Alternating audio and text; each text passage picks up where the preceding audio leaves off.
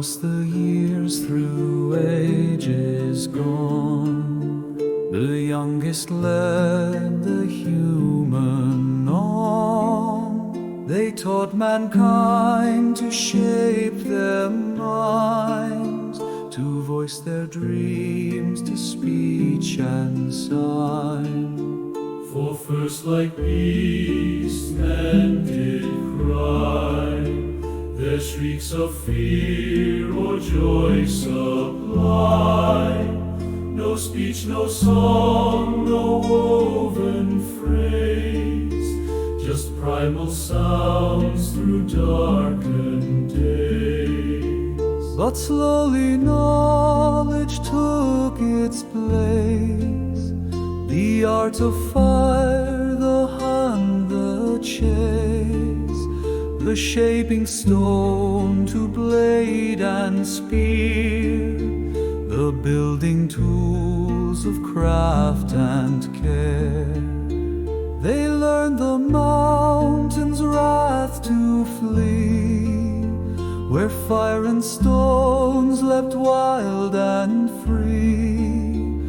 And as the long millennia passed, the youngest gave them gifts that last.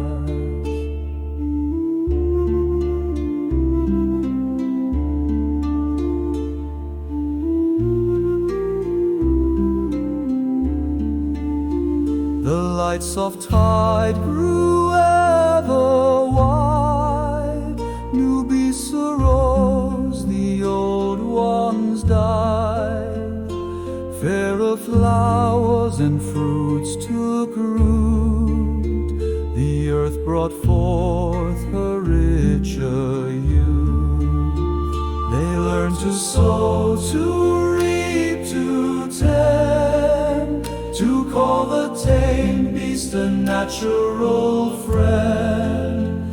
They hewed the stone from mountains steep, to build them homes where souls could sleep.